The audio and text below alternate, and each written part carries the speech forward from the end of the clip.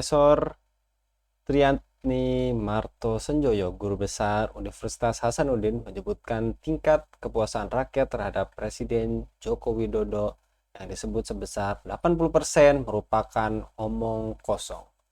Triatni menilai banyak ketidakpuasan di akar rumput selama kepemimpinan Presiden Jokowi.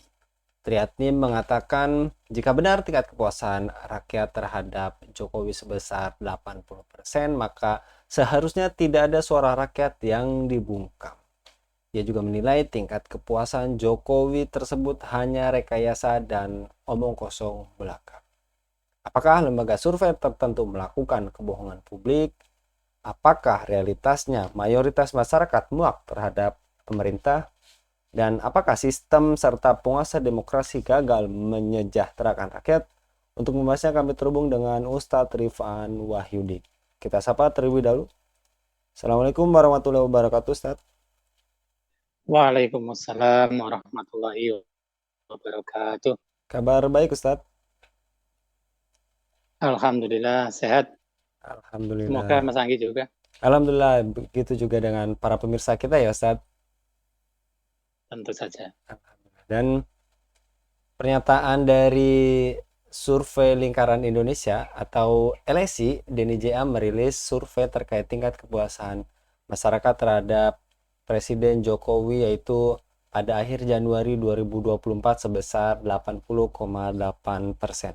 Apakah survei tersebut menurut Ustadz Rifan sesuai dengan kondisi real di akar rumput dan apakah ketidakpuasan publik terhadap kinerja Jokowi meningkat?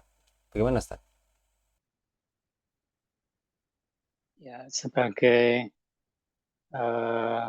warga negara yang kita sedang hiruk-pikuk ya menjelang kontestasi dalam baik Pilpres maupun Pileg, khususnya lembaga-lembaga survei tentu paling banyak mendapatkan job begitu ya untuk termasuk mengukur kepuasan presiden dalam hal ini. Tentu ada muatan politisnya, tidak bisa kita sebut sebagai steril begitu ya, tidak di ruang hampa begitu.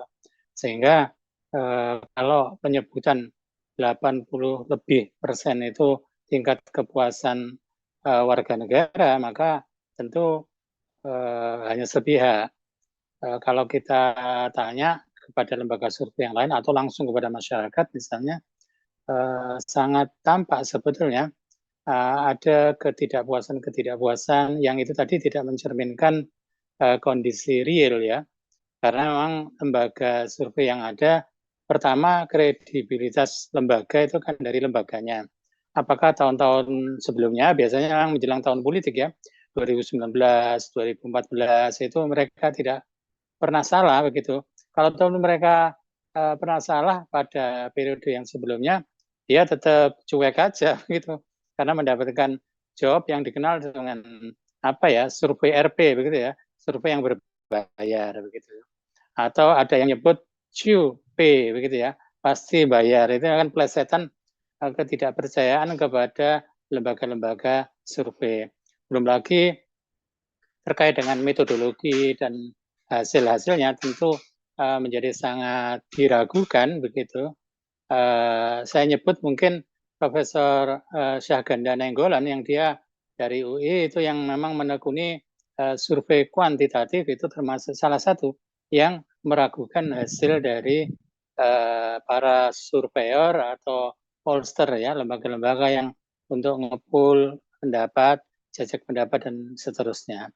Sehingga kami juga termasuk di buletin Kapa edisi pekan ini itu kan ada juga pembanding bahwa tingkat kepuasan tapi memang lebih segmented yaitu terkait dengan kepuasan penegakan hukum itu hanya 54%. Itu kan menjadi sesuatu yang sebagai pembanding 80 dengan 50 tentu sangat jauh begitu. Belum lagi kalau kita berdasarkan indikator-indikator yang lain begitu ya. Seperti itu Mas Anggi. Baik, Ustadz, dan apakah memang rakyat Indonesia sangat adanya pergantian pemimpin yang baru? Lalu ketika itu sudah diinginkan, ke arah mana seharusnya diarahkan, Ustadz? Ya, pada saat ini eh, warga negara Indonesia memang terlepas dari ketidakpuasan kepada kinerja baik presiden, anggota legislatif di tingkat pusat maupun di tingkat provinsi dan kabupaten daerah itu sebetulnya beberapa indikator-indikatornya kan sudah tampak ya. Maraknya protes-protes dari kalangan buruh, dari kalangan mahasiswa, kemudian yang terbaru dari kalangan guru besar itu juga melakukan koreksi meskipun sangat normatif sebetulnya, tetapi pihak yang menjadi objek kritik itu menjadi semacam kebakaran jenggot begitu, dia melakukan apologi begitu ya, sehingga potensi umat begitu ya, warga negara ini seharusnya diarahkan ke arah perubahan. Kalau tentang kepemimpinan mungkin rakyat Indonesia memang sedang apa ya, euforia gitu ya, untuk mengharapkan mendapatkan pemimpin yang baru sebagai hope yang baru. Makanya saat kemarin kampanye misalnya itu begitu gegap gempita dengan ongkos yang luar biasa besar itu, masing-masing paslon, kemudian masing-masing mobilisasi massa, belum lagi untuk money politik misalnya. Kemarin ketika ketiga paslon berkampanye yang terakhir itu di tempat-tempat yang prestis dan yang besar ya, di Jakarta International Stadium untuk 01, kemudian Stadion Bung Karno itu untuk yang 02, dan di Semarang ya untuk 03, semuanya juga mengundang massa yang besar, tentu ada logistik, belum lagi untuk para legislator itu juga yang sudah daftar calegnya itu sangat tebal begitu ya. Kalau di kertas suara itu juga mengeluarkan biaya yang tidak sedikit. Yang mendapatkan panen itu digital printing itu ya, yang ditempel di pohon-pohon yang itu tentu dampak lingkungan tentunya. Sehingga euforia mengharapkan kepemimpinan baru tadi sebetulnya diarahkan kepada sesuatu yang lebih substansial begitu ya. Apalagi kalau melihat masyarakat Indonesia itu akar historisnya sangat kuat begitu, menghunjam dalam kepada Islam. Bagaimana jaringan ulama-ulama Melayu atau Nusantara dengan keseluruhan Islam, bahkan khilafah Islam sejak zaman khilafah Umayyah, Abbasiyah itu ada korespondensi begitu ya. Termasuk di film dokumenter JKDN itu sejak khilafah di Nusantara itu mengangkat ya bukti-bukti baik itu fisik maupun apa manuskrip-manuskrip, kemudian benteng-benteng, makam-makam yang itu menunjukkan ya harusnya kan dikembalikan ketika kondisi politik saat ini tidak memenuhi tujuan proklamasi dibentuknya negara ini, kemakmuran dan keadilan itu ya, itu harusnya setback, harusnya dikembalikan kepada akar historis Islam, kaum muslimin, apalagi Indonesia sebagai negara berpopulasi penduduk muslim terbesar di dunia, harusnya menjadi kakak tertua yang termasuk bisa menjadi global player begitu ya. Tidak hanya sejarah Indonesia itu hanya diikat pada hanya tahun 45 saja. Ini adalah kekeliruan dan kedangkalan dan pengaburan dan penguburan sejarah Islam di Indonesia. Sehingga ketika diarahkan kepada perubahan sistem yang lebih substansial dan lebih mendasar kepada Islam sesuai dengan akar historis tadi, itu adalah tentu lebih sesuai dengan yang memberi kemerdekaan itu Allah Subhanahu wa taala, yang telah sesuai dengan di konstitusi UUD 45 kan, atas berkat rahmat Allah yang Maha Kuasa. Seharusnya begitu Mas Anggi. Baik, Ustadz, dan tadi Ustadz sampaikan perubahan itu lebih ke arah substansial, dan apakah PR besar umat muslim hari ini sesungguhnya adalah bagaimana menerapkan syariat Islam juga tadi setelah disinggung oleh Ustadz Rifan. Bukan hanya sekedar menciptakan kemajuan materi dan kemakmuran, Ustadz. Ya, namanya sebuah kemerdekaan itu adalah kebebasan menentukan nasib sendiri. Tentu ini ada beberapa level begitu ya.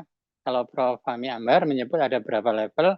ada yang versi 7 level, ada yang versi 10 ya levelnya. Sehingga yang paling pertama itu adalah level kemerdekaan untuk dari penjajahan yang bersifat fisik atau militer. Indonesia tahun 45 tanggal 17 Agustus itu memang sudah terbebas dari penjajahan Jepang ya. Tapi sebetulnya Jepang sudah menyerah, bertekuk lutut, menyerah tanpa syarat setelah dibom atom oleh Amerika Serikat dalam peperangan Perang Dunia Kedua itu ya. Sehingga ada kekosongan kepemimpinan sebetulnya. Tapi kemudian sekutu ingin balik lagi karena Belanda setelah sebelumnya direbut oleh Jepang, akhirnya Belanda ingin membonceng kepada sekutu untuk balik lagi menjajah, sehingga terjadilah peristiwa 10 November karena kaum muslimin termasuk ya seluruh rakyat Indonesia melakukan penolakan besar-besaran sampai harus terjadi beberapa perang kemerdekaan, mulai dari 10 November ada resolusi jihad, kemudian ada Bandung Lautan Api, Puputan di Bali ya, kemudian juga ada serangan 1 Maret di Yogyakarta dan seterusnya. Itu adalah upaya mempertahankan kemerdekaan dari penjajahan kembali. Yang ini adalah level 1. Yang kemudian setelah melalui perjanjian konvensi Meja Bundar tahun 49 itu Indonesia menjadi terbebas dan diakui oleh Belanda, tentu dengan ada kompensasi. Tapi kemudian Amerika Serikat sebagai pemenang perang itu dia juga mengusulkan dan di forum-forum internasional sudah tidak saatnya lagi kita melakukan penjajahan secara militer. Dan itu didesakkan kepada Inggris, sehingga Inggris banyak membebaskan atau memberikan hadiah kemerdekaan kepada India, kemudian kepada Malaysia, dan beberapa negara-negara yang bekas jajahan Inggris. Yang kemudian ini adalah ya kelemahan diplomasi menghadapi Amerika Serikat. Sedangkan Amerika Serikat punya tujuan politik sendiri, yaitu kemudian merampas dan daerah-daerah jajahan, tapi dengan teknik penjajahan yang berbeda, yaitu dengan debt trap, itu jebakan hutang. Yang kemudian lebih banyak lagi teknik-teknik yang lain, yaitu dengan teknologi, dengan opini, termasuk dengan ideologi, yang semuanya ini kalau kita melihat berkaca pada Indonesia saat ini, itu ya kita belum terbebas seluruhnya. Dari ekonomi kita masih kemarin ya dibodohi ya oleh Marvia Berkeley dengan program Repelita, termasuk yang baru-baru ini dua periode pemerintahan terakhir itu lebih ngobrol dan berikan karet merah kepada BUMN Cina ya. BUMN ini sebenarnya kepanjangan tangan kalau di Cina itu ya bagian dari Politbiro bagian dari Partai Komunis Tiongkok. Sebetulnya yang merampok nikel di Morowali dan beberapa sumber daya alam yang lain itu juga yang harus disadari sebetulnya itu adalah penjajahan model baru dari segi ekonomi yang belum terbebas. Belum lagi secara ideologi Indonesia masih terombang-ambing antara sosialis komunisme Cina atau kepada liberalisme yang ditawarkan oleh Amerika Serikat. Sehingga ketika melakukan perubahan, maka ada beberapa tahap tentunya ya. Kalau yang pertama ya, tentu umat ini harus disadarkan kembali fakta-fakta kefasatan yang ada itu ya, sebagaimana firman Allah, zaharul fasadu fil barri wal bahri bima kasabat aydin nas itu ya, karena pokal gawenya atau tingkah pola akibat dari keserakahan manusia termasuk dengan metode istiqmariyah atau penjajahan. Kemudian yang kedua yang harus dibangun kesadaran di umat itu adalah perubahan tadi mengarah kemana? Ke Islam atau masih berkutat pergantian orang per orang ya, pergantian rezim itu yang ini sudah berkali-kali pemilu, ini ternyata masih hasilnya memilukan begitu ya. Belum pada perubahan yang mendasar menyeluruh begitu ya dan substansial tadi. Sehingga untuk yang kedua berarti ya kepada Islam jawabannya. Kepada Islam, sistem Islam itu adalah sementara ini belum dilirik begitu ya. Orde lama lebih cenderung kepada kiri begitu. Yang ini adalah merupakan berkat rahmat Allah yang kedua ya ketika kegagalan kudeta G13 PKI ya. Tapi setelah reformasi ternyata diselewengkan, diarahkan kepada liberalisme. Nah ini Islam lagi-lagi hanya atau belum ya menjadi player, menjadi pemain, karena sementara ini yang Indonesia jadi rebutan dari pengaruh Cina dan Amerika Serikat, yang dua negara ini yang melakukan perebutan pengaruh begitu ya. Sehingga apa yang dicontohkan Rasulullah, wa ma'atakumur rasulu fakhudhu wa ma'nahakum anhu fantahu, maka ini adalah yang kita tiru begitu ya. Sehingga masyarakat Madinah itu sebenarnya sebagai role model, sebagai benchmark untuk menerapkan sosial politik, tidak hanya karena Rasulullah SAW bukan hanya sebagai Nabi dan Rasul ya, pembawa risalah Islam, tapi juga sebagai Raisud Daulah yang telah memimpin Daulah Islam di Madinah. Yang kemudian yang ketiga adalah terus ketika perubahan dari sistem yang ada sekarang existing menuju kepada sistem Islam itu dengan metode apa? Ya tentu metode Rasulullah tadi ya. Sampai kemudian termasuk pelaku atau aktor perubahannya itu ya kalau tadi tahap demi tahap itu ya harus mengacu pada figur dakwah Rasulullah SAW. Ada marhalah-marhalah yang harus ditempuh. Ini adalah merupakan roadmap ya, merupakan peta jalan untuk meraih kepada perubahan yang hakiki dan substansial. Ya, terakhir itu berarti pelakunya harus mukhlis, bukan seperti sekarang ini ya. Ini lagi rame-ramenya film The Devote itu kan menunjuk ternyata ya rezim yang ada sekarang melanggengkan kekuasaannya setelah gagal 3 periode, kemudian perpanjangan dan sampai 2 calon, sampai terakhir kemudian semua perangkat abuse of power ya, yaitu menyalahgunakan kewenangan kekuasaan itu untuk melanggengkan kekuasaan lewat anaknya yang bangun dia pemerintahan dinasti dan seterusnya. Demikian Mas Anggi Baik, gambarannya.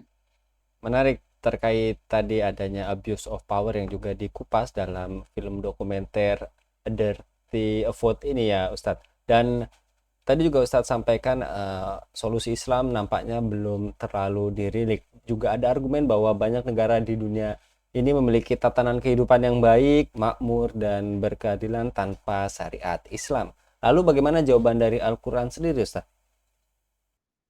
Ya kalau dari banyak negara di dunia, karena memang negara yang ada di dunia maupun besar maupun kecil itu ya sekitar 200 negara yang mereka berdiri ya terpolarisasi. Dulu ada 3 yang berbasis pada ideologi ya, Islam yang sekarang belum ada atau belum muncul ya. Kalau dulu memang ada zaman Rasulullah SAW yaitu Daulah Islam, kemudian dilanjutkan Khulafaur Rasyidin, Khulafa Umayyah, Abbasiyah, dan Utsmaniyah. Kemudian ada yang kedua yaitu berbasis Syuyu'iyah atau sosialisme komunisme. Memang dulu pernah Uni Soviet berjaya, tapi setelah ambruknya Uni Soviet tahun 1991, akhirnya sosialisme tidak laku begitu ya. Baik Cina maupun Rusia itu, Rusia juga sekarang berubah ke arah yang semacam kerajaan kembali begitu. Cina juga begitu, yang dari sisi ekonominya itu dia mengadopsi kapitalisme, tapi kapitalisme yang dimodifikasi yang disebut kapitalisme timur, konsep dari Michael Hudson itu ya, diantara print money dan seterusnya itu. Yang kemudian kalau dari kapitalisme yang sekarang sebagai pemenang itu yang menghegemoni dunia saat ini. Sehingga dari 200 negara tadi hanya kapitalisme yang sebetulnya yang masih mengemban ideologi kapitalisme dalam skala negara. Yang itu kalau dari skalanya bisa kita ada adikuasa atau superpower atau daulah ula. Yang ini Amerika Serikat yang sebagai sistem konstelasi monopolar ya, satu kutub. Sedangkan untuk yang berikutnya hanya Daulah Sani, negara kedua seperti Cina, Rusia yang mencoba ngerecokin Amerika Serikat, dan ada beberapa yang lebih kecil lagi yang sekarang adanya krisis di Gaza misalnya, Iran juga ingin mengambil sebagai pemain begitu. Nah dari berbagai hal tadi ada yang memang yang disebut sebagai adil dan sejahtera begitu ya, adil dan makmur begitu, yang tidak berbasis syariah. Nah, ini adalah sebuah jebakan akidah. Kalau kita meyakini begitu berarti kita bisa ya tidak yakin kepada akidah Islam, karena Islam tentu yang rahmatan lil alamin itu ya harus kita yakin betul itu secara i'tiqadi akan menjadi rahmat bagi seluruh alam semesta, termasuk kaum muslimin maupun non-muslim, bagi para ahlu dhimmi dan seterusnya itu. Sehingga dari yang ada ini, maka ketika tidak ada yang mengikat, kalau ataupun sekarang negerinya muslim, tapi semuanya tadi sudah diambil pengaruhnya oleh hegemoni Amerika Serikat, termasuk negara-negara yang dulunya adalah syuyuknya atau sosialis itu juga begitu, bekas Eropa Timur misalnya ya, Vietnam, kemudian beberapa yang lain itu juga sudah mulai diajak untuk bahkan masuk di baik Uni Eropa atau NATO bahkan setelah bubarnya Fakta Warsawa. Sehingga kalau ataupun memang sebagiannya itu adil dan makmur, tapi tanpa syariah itu juga percuma begitu. Sehingga konsep yang kita tawarkan termasuk kepada apa ya sekarang praktisi-praktisi politik yang sekarang mungkin nyalek misalnya yang menjadi bahkan isu utama kemarin paslon-paslon juga tidak ada yang secara terus terang mengusung kepada pro syariah Islam misalnya termasuk berkomitmen untuk kepada penerapan syariah Islam kan nggak pernah ada di debat capres cawapres 5 kali itu tidak ada isu untuk kami berkomitmen kepada padahal kaum muslimin di Indonesia ya 78% katanya akan menurun ya itu kaum muslimin tapi kaum muslimin sendiri yang memang mengadopsi secara individu itu kepada sistem liberal dan yang tidak yakin kepada ajarannya sendiri yang ini adalah merupakan tugas kita yang termasuk di Buletin Kafah yang ini adalah Buletin Jumat yang terbesar di Indonesia itu kan sebetulnya juga banyak yang membaca termasuk menyampaikan saat khutbah Jumat itu sebagai solusi mengajak kita semua untuk menjadikan Islam sebagai acuan. Sampai terakhir, kalau tadi diminta juga menyebutkan ayat, sebenarnya sudah 2 ayat sebelumnya, termasuk yang terakhir adalah walau anna ahlal qura amanu wattaqau lafatahna alaihim barakatim minas sama wal ard ya. Sekiranya penduduk suatu negeri itu beriman dan bertakwa, misalnya Indonesia yang 78% tadi, itu bisa ketika beriman dan bertakwa sebagaimana setiap khutbah Jumat disampaikan wahai orang beriman bertakwalah kalian dengan sebenar-benar takwa sampai maut menjemput kita itu kan mengingatkan kembali seharusnya ya. Kemudian ketika sudah beriman dan bertakwa maka Allah akan melimpahkan menumpahkan berkah baik dari langit berupa hujan yang itu menumbuhkan tumbuhan dan berbagai macam kebaikan kemaslahatan termasuk yang dari bumi tambang dan seterusnya tidak seperti sekarang seperti seolah sebagai kutukan ya bukan berkah gitu ya sehingga itu adalah merupakan solusi dari Islam yang harus kita gencarkan lagi menjadi goal ya goal common goal tujuan bersama kaum muslimin bahkan Indonesia bisa menjadi pemimpin negeri-negeri muslim untuk menjadi kekuatan superpower baru gitu. Baik, Ustadz, jazakallah untuk penyampaiannya pada kabar petang kali ini. Mudah-mudahan tadi apa yang telah kita bahas juga menjadikan Islam sebagai solusi satu-satunya karena tadi solusi-solusi yang ada ditawarkan tadi juga Ustadz Rifan sampaikan pemilu berulang kali dilaksanakan tapi pilu yang ada bukan hanya kesejahteraan yang tampil tapi hanya gimmick apalagi seperti tadi juga Ustadz Rifan sampaikan ada film dokumenter yang juga menyebutkan melanggengkan kekuasaan atau abuse of power. Jazakallah sekali lagi mudah-mudahan Ustadz Rifan senantiasa dilindungi oleh Allah Subhanahu wa taala dalam setiap aktivitasnya. Demikian pemirsa Ilafah News yang dirahmati Allah, jangan lupa untuk subscribe, like, dan share sebanyak-banyaknya. Semoga menjadi amal kebaikan bagi kita semua di dunia dan di akhirat nanti. Saya Anggi Suharna undur diri. Assalamualaikum warahmatullahi wabarakatuh.